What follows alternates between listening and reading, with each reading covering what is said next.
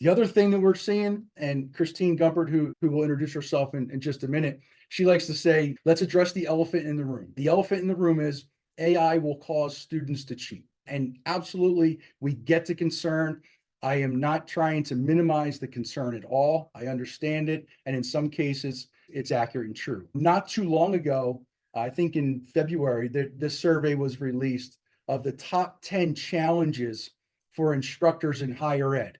And if you compare on your screen 2022 survey results to 2023, if you look at pre-ChatGPT, those challenges for instructors in higher ed, providing timely feedback, identifying high quality materials, providing practice for students, adjusting content level to meet the student needs. Those things existed 2022 and years prior, and they're concerns, they're challenges, because they're not easy things to address in any classroom. And this is geared towards higher education, but I think it's not too much of a leap to assume and make the connection that K-12 probably falls right in line with this. But then you look to 2023, and you can clearly see a 28% increase from 15% of instructors in higher ed considering preventing student cheating as a challenge, to now 43% saying that's their number one issue. So again, this is clear and obvious to me as someone who works with teachers all of the time, that this is absolutely a concern. Now, one of the things that I want to do is ask you to go back into that chat, if you wouldn't mind, is everyone's different in their opinion of this. And I'm just curious to see where you believe in your role, where do you fit student cheating in terms of the top challenge for you? Is this number one, as it is for a lot of faculty, or is it somewhere else down the list?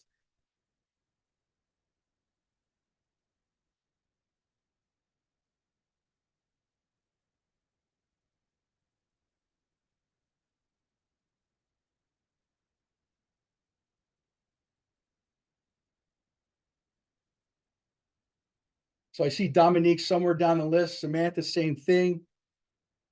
Caitlin down the street. Okay, awesome. While we're on the list, Alexa, awesome. Interesting.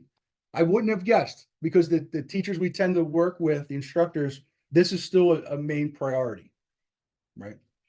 So it's great to hear. Now, I do want to say this, the early research does not support this concern, even though, and Denise Pope out of Stanford Graduate School of Education published one of the earliest pieces of research around cheating with AI, even though the number of students who cheat, who self-report that they cheat, is still ridiculously high at 67%, that the actual number of students, the percentage of students, has actually gone down slightly since ChatGPT.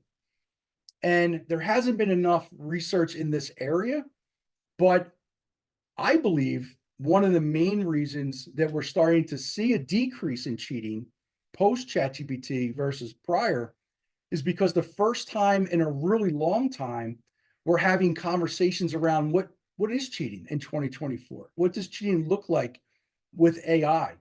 As a adjunct professor or a high school teacher myself, or even visiting classrooms, I know that the topic of cheating rarely came up in classes. And when it did, it often came up after the fact. But now we're starting to have conversations proactively around what constitutes cheating. And I think for that reason alone, we're starting to see a decrease in that area. Thank you for watching. If you enjoyed this video, be sure to like, comment, and subscribe. To stay up to date about future Ed Talks and other presentations and workshops, be sure to follow us on social media. Links are in the description. To be part of future Ed Talks, please consider joining our PLC. It's as easy as visiting edvative.com and signing up for our weekly newsletter. From there, you'll have access to our educator community that shares best practices, brainstorms solutions to common challenges, and is passionate about building upon each other's ideas. You'll also have numerous opportunities for professional growth. From webinars to workshops to networking events, we'll keep you abreast of all the latest trends and give you the skills to implement them effectively. Again, thank you for watching. And remember, the hardest part about change isn't adopting a new mindset, it's letting go of the old one.